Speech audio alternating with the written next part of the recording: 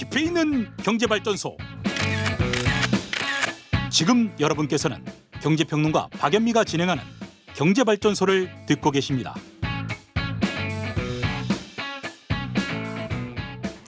한쪽으로 치우치지 않고 평균대 위에서 딱 따져보겠습니다.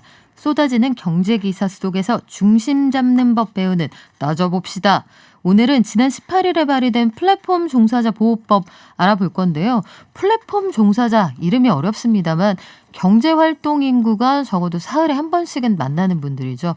배달의 민족 기사님, 쿠팡맨들 이런 분들을 법적으로 어떻게 보호할 수 있는지 함께 따져보려고 합니다. 이정우 전 미디어오늘 편집국장님과 함께 따져볼 건데요. 어서 오세요. 예, 반갑습니다. 네, 일단 쿠팡맨, 배달의 민족 기사 이런 분들을 보호하기 위한 법안 내용이 어떤 건가요? 네, 이 법안 18일 날 발의가 됐는데요. 민주당 장철민 의원이 발의했습니다. 크게 한 세 종류 정도로 나뉘어지는데요. 일단 계약할 때 서면으로 계약서 쓰라는 거 하나 있고요. 그다음에 이제 계약 내용을 변경하거나 아니면 아예 이제 해지하고 싶을 때는 10일 내지는 15일 정도 전에는 이미 좀 공지를 해달라 이런 거고, 이런 걸 위반하면은 500만 원 이하의 과태료를 매기겠다 이런 정도로 돼 있습니다. 네, 지금 말씀해 주신 내용 들어보니까 이 너무나 했어야 마땅한 내용들인데 네. 요거를 안 해가지고 이번에 법안에 넣었다. 이게 좀 당황스럽기도 한데 일단 일할 때 계약서 쓰는 거 너무 당연하고 그렇죠. 또 한 가지 계약 내용을 변경하거나 이 사람하고 일 안 하겠다 할 때 미리 알려주라는 거잖아요. 네. 한 달 전도 아니고 최대 15일 전인데 그 세 번째 이거 위반하면 최대 500만 원의 과태료. 아직까지도 기업에게 그렇게 호된 매는 아니다 이런 생각이 드는데요. 언론들이 보는 시각은 좀 달랐다고요? 예. 바로 19일 날 기사들을 쭉 보시면은 대부분의 매체들이 다 이제 반대를 했습니다. 비판을 했는데 이제 관점은 서로 이제 다르게 나옵니다.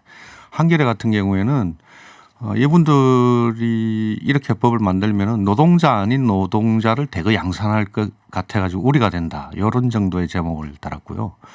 똑같은 날 이제 서울경제신문 같은 경우에는 공정화법이라고 또 있습니다. 그거 있는데 여당이 또 종사자 보호법을 만들어 가지고 이중 규제 우려된다. 이렇게 해가지고 두 개가 이제 상반되는 입장으로 나뉘는 그런 제목이 달려가지고 기사가 나왔습니다. 노동자 아닌 노동자를 양산할 가능성이 있다. 말이 좀 어려운데 플랫폼 공정화법이라는 게 또 있잖아요. 네. 그리고 플랫폼 종사자 보호법.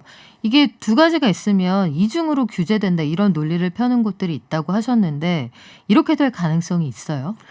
공정화법이 조금 먼저 나왔는데요. 8월 달에 여야 의원이 발의하고 9월 말 정도에 이제 공정위가 또 발의를 했는데 이건 이제 서로 규제하는 대상이 다릅니다. 플랫폼 기업하고 입점업체하고의 관계 문제, 갑을. 마치 이제 대기업과 중소기업의 그 하도급 관계 문제, 요걸 다루는 게 이게 공정화법인데요. 이것도 비슷한 내용으로 이루어져 있긴 하지만 대상이 다릅니다. 지금 이야기하는 종사자 보호법은 플랫폼 기업하고 우리가 이야기하는 택배 노동자나 아니면 상하차 하는 직원들, 네. 이분들하고의 관계 문제이기 때문에 이중 규제라고 할 수는 없죠. 플랫폼 기업 입장에서야 이렇게도 규제받고 저렇게도 규제받기 때문에 불편하긴 마찬가지인 네. 거긴 합니다만은 규제 대상은 다릅니다. 입점 업체에 대한 갑질을 위반했을 때 문제하고 네. 사실상 이 플랫폼 기업이라고 하는 택배 회사부터 시작해서 배달 호출앱 서비스하는 회사까지 이런 회사들이 사람한테 어떻게 대해야 하느냐 이걸 규제하는 문제가 각각 다르기 때문에 이중 규제라는 얘기는 약간 논리적으로 모순이 있네요. 그런데 이 법안을 우려하는 논점 가운데 좀 다른 시각도 있다고 들었어요. 플랫폼 노동자가 무늬만 사업자고 실제로는 노동자다 이런 주장하는 곳도 있다면서요? 네, 한겨레 신문의 입장은 이제 노동자 아닌 노동자, 우리가 소위 말해서 특수고용직이라 그러죠. 근데 이분들이 사실상 하는 일은 노동자와 똑같은데 법 바깥에 있다는 거죠. 근로기준법이나 노동법 바깥에 있었기 때문에 이번에 새로운 제정을 해가지고 이 법을 만들겠다 이렇게 하는데 한겨레 입장에서는 이 법이 아예 그냥 근로기준법 안으로 들어갔으면 좋겠다 이런 내용인 거죠. 그러면 쿠팡맨이나 배달의 민족 기사님 이런 분들을 위해서 별도로 법을 만들어버리면 이분들이 마치 일반적인 노동자가 아닌 것처럼 느껴지니까 그렇죠. 노동자 아닌 제3의 어떤 영역에 계신 분들처럼 취급할 게 아니라 기존의 노동법, 근로기준법 안에서 보호하는 평등한 노동자로 네. 되자. 그런 얘기군요. 그러면 플랫폼 종사자 보호법 이게 제정이 된다고 치면 이분들은 앞서 말씀하신 근로기준법, 노동법 여기에서는 보호를 못 받는 건가요? 제가 이제 법안 그 발의된 내용을 꼼꼼하게 봤는데요. 장 의원도 이런 고민을 하셨던 모양입니다. 그래가지고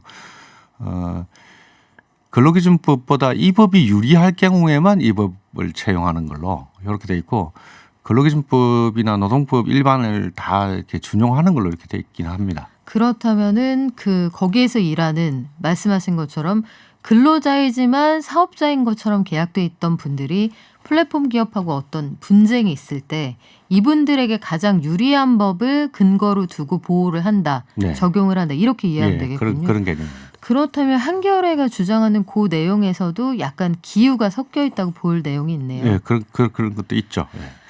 향후에 그러면은 그 논의도 좋고 여러 가지 의견도 좋은데 이 법이 제정이 될 거냐 말 거냐 결국 그게 관건일 텐데 법 제정의 과정은 어떻게 전개가 될까요? 저는 뭐 양쪽으로 다 기업은 기업대로 문제 제기를 하고 노동자들은 노동자대로 문제 제기를 하기 때문에 굉장히 쉽지는 않을 거라고 보여지고요.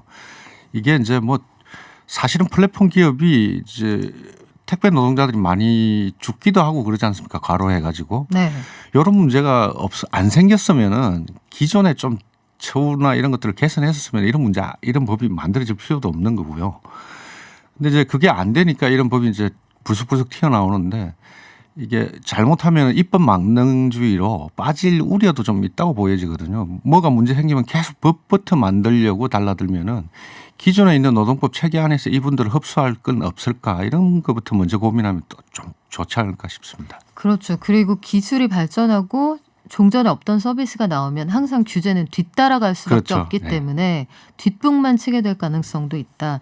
지금 말씀 들어보니까 사람이 왜 횡단보도에 그 신호가 없는 횡단보도 있지 않습니까? 네. 신호 없는 횡단보도에서는 무조건 보행자가 우선인데 차들이 그거 안 지키고 쌩쌩 달리기 시작하면 거기 신호등 놓게 되잖아요. 그렇죠. 네. 지금 플랫폼 기업들이 그런 상황이라는 걸 꼭 기억을 해주셨으면 좋겠습니다. 균형 있는 시각으로 경제기사 파헤쳐보는 따져봅시다. 오늘 이정우 전 미디어오늘 편집국장과 함께 따져봤습니다. 고맙습니다. 예.